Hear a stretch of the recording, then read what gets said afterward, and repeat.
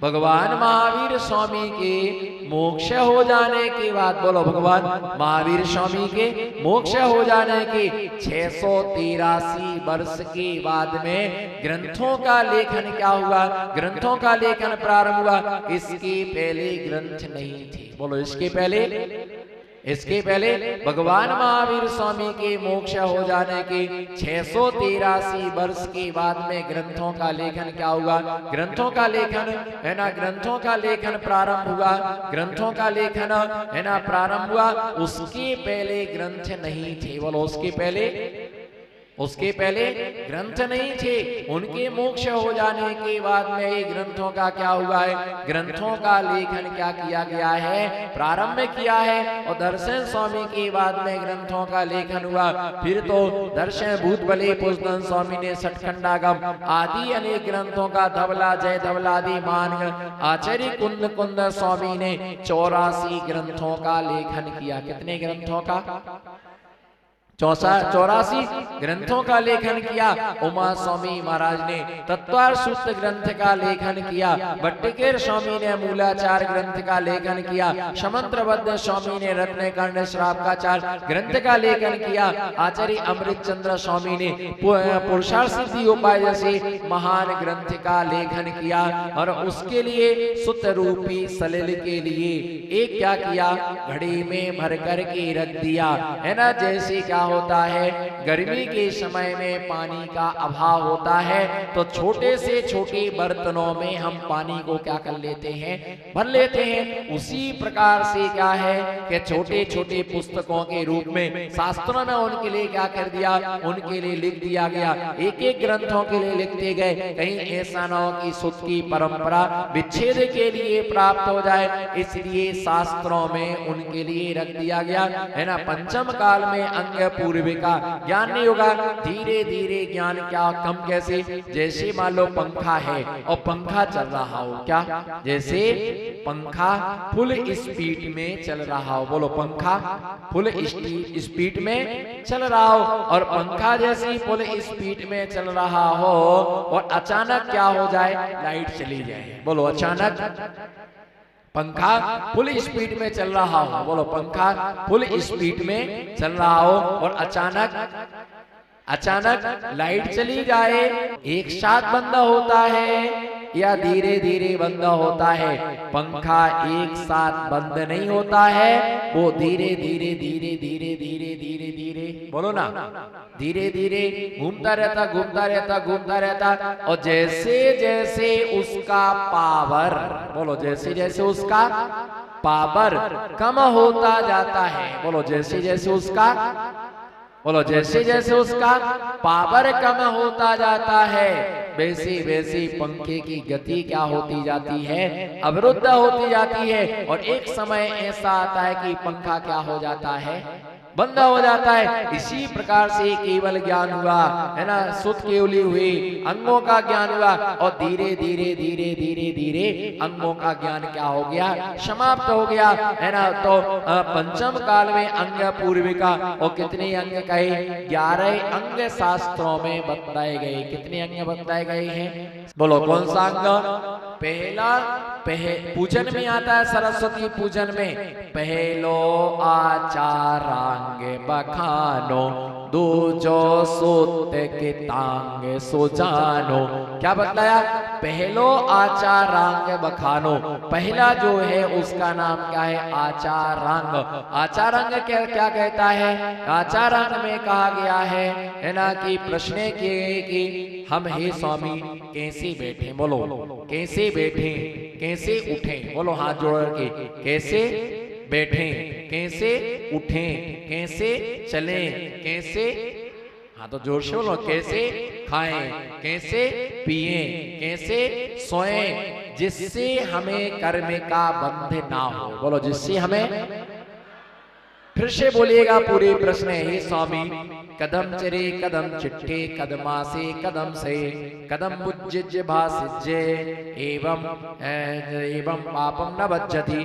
प्रश्न किया कि हे स्वामी कदम चरे हम कैसे चले, कदम चरे कदम चिट्ठे, हे स्वामी हम कैसे चले, कैसे खाएं, कैसे बैठे, कैसे सोएं, है ना, कैसे बैठे और कैसे सोएं और कैसे हम चले, है ना, जिससे हमारे लिए पाप कर्म का बंध ना हो, जिससे हमारे लिए, बोलो, जिससे हमारे लिए पाप कर्म का बंध ना हो, जिससे हमारे लिए क्या ना हो, जिससे हमारे लिए पाप कर्म का बंध ना हो। बोलो हम कैसे चलें, बोलो हम कैसे कदम चले, कैसे चले। बोलो सबसे पहले यही सीखना है। स्कूल में सबसे पहले पारस जी क्या सीखते हो, बोलो स्कूल में सबसे पहले क्या सीखते हो, पढ़ना सीखते हो कि बैठना सीखते हो, बोलो पीछे वाले। स्कूल में सबसे पहले तो ये बताओ कि स्कूल गए कि नहीं गए, कि पढ़े लिखे हो कि अनपढ़ हो। गधे होते ना, वो जहां चाहे बैठ जाते, वही नहीं देखते कि हम लाइन में बैठे कि बिना लाइन में बैठे।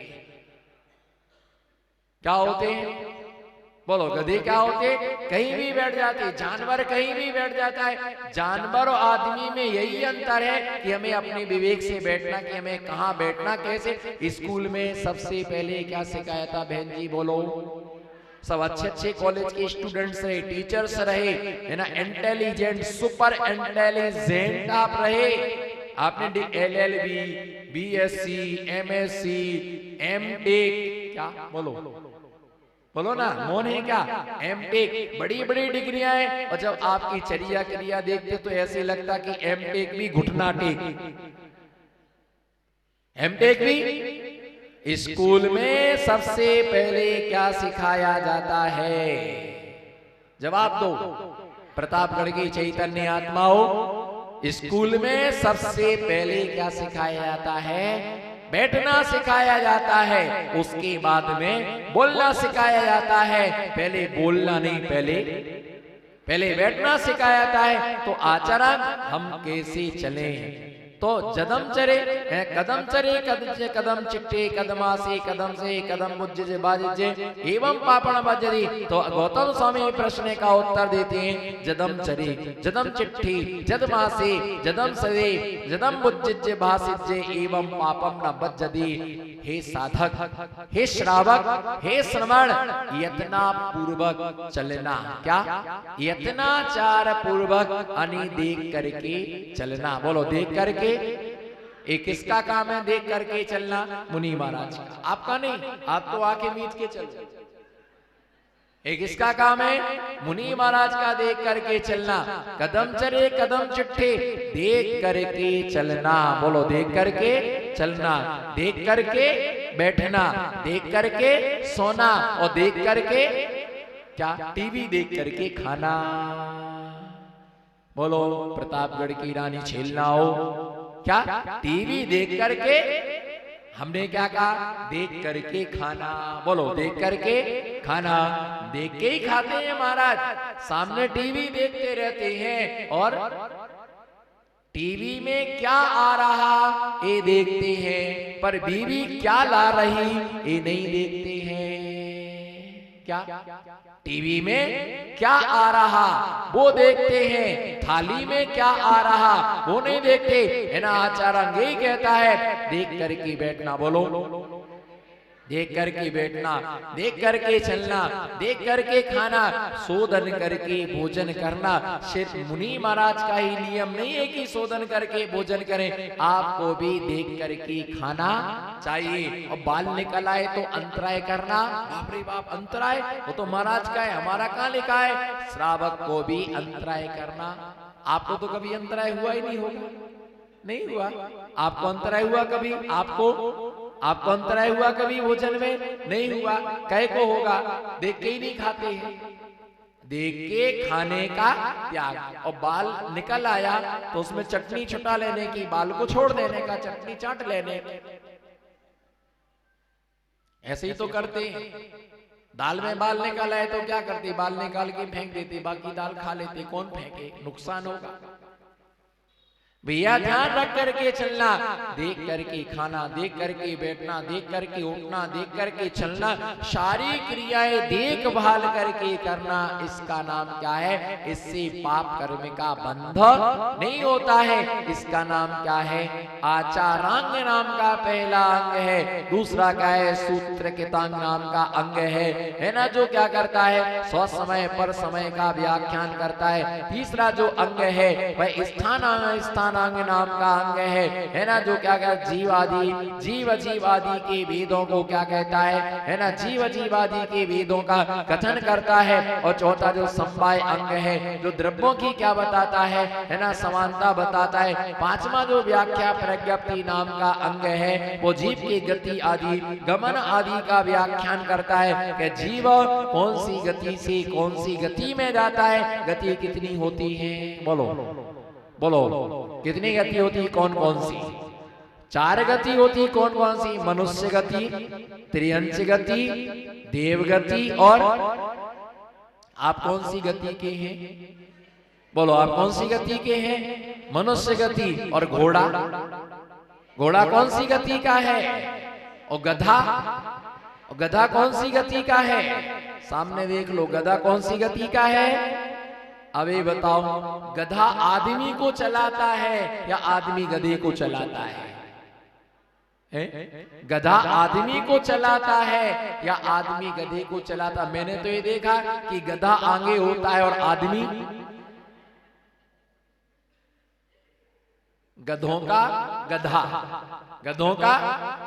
गधा क्या होता है? आगे चलता है और वो उसको पीछे से क्या करता है?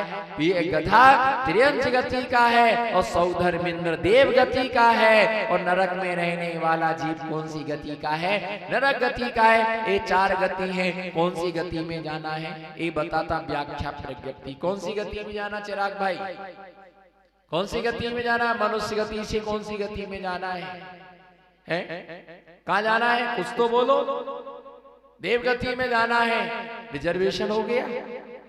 नहीं हुआ है? टिकट ले लेना। कितने में मिलता है टिकट? देवगति में जाने का टिकट प्रतापगढ़ में मिलता है। आपको भी मिल गया होगा। कहाँ जाना आपको? देवगति में जाना है। देव में भूत, व्यंतर, राक्षस, पिशाच, सौधर्मिंद्र, ईशान कौन सा बनना है? भूत बनना है, पिशाच बनना है, व्यंतर बनना है, राक्षस बनना है। उसमें भी ध्यान रख करके चलना। एक कौन सी?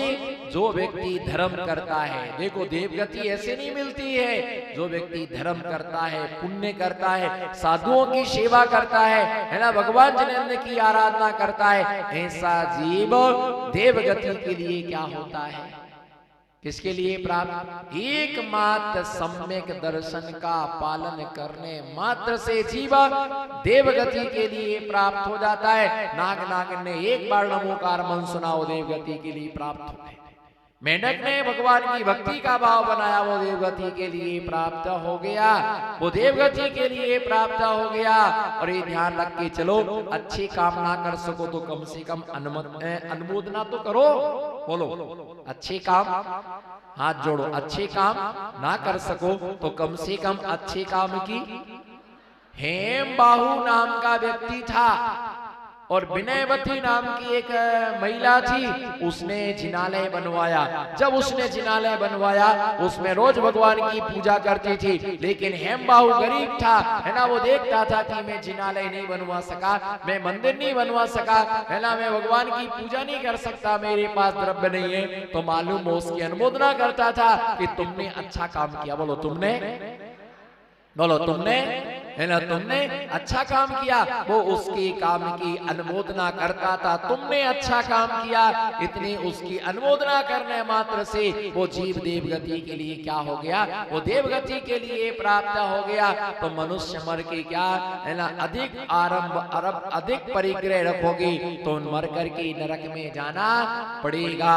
अधिक आरंभ में अधिक परिग्रह करने वाला व्यक्ति नरक में जाता है और मायाचारी करने वाला त्रियंच गति में जाता है। बोलो मायाचारी करने वाला बोलो मायाचारी करने वाला, छल कपट करने वाला व्यक्ति, नमो सिद्धाड़म, बोलो छल कपट करने वाला व्यक्ति त्रियंच गति में जाता है। अल्पारंभ अल्प परिग्रह वाला मनुष्य गति के लिए प्राप्त होता है और मात्र सम्यक दर्शन का पालन करने वाला जीव देव गति के लिए प्राप्त करता है। कोई तुम्हें देव नहीं बना सकता, नारकी नहीं बना सकता है, त्रियंच नहीं बना सकता है।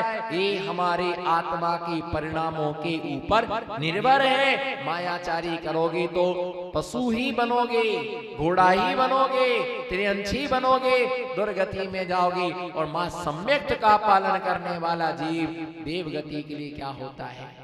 कहां जाना है? बोलो कहां जाना है? बोलो फटाफट बोलो कहां जाना है? देवादि देव तो बन नहीं सकते हो, इसलिए देव बनने की चेष्टा करो। और जिसे देव बनना है उसे मनुष्य बन करके मनुष्यता का जीवन जीना। देखो, या तो ऐसा हाथ करने की ताकत रखो, बोलो नमो सिद्धाड़म, या तो करो ऐसा हाथ हमारे तरफ एक्शन, या तो ऐसा हाथ करने की ताकत रखो। नहीं दिख रहा हूं तो कैसे ज्योति दो, बोलो या तो ऐसा करो, बोलो या तो ऐसा करो, ऐसा करने की ताकत रखो, या फिर ऐसा करने की ताकत रखो। क्या ताकत? अभी समझ में नहीं आया। अच्छा क्या समझ में आएगा बताओ जी, बताइए क्या समझ में आया? या तो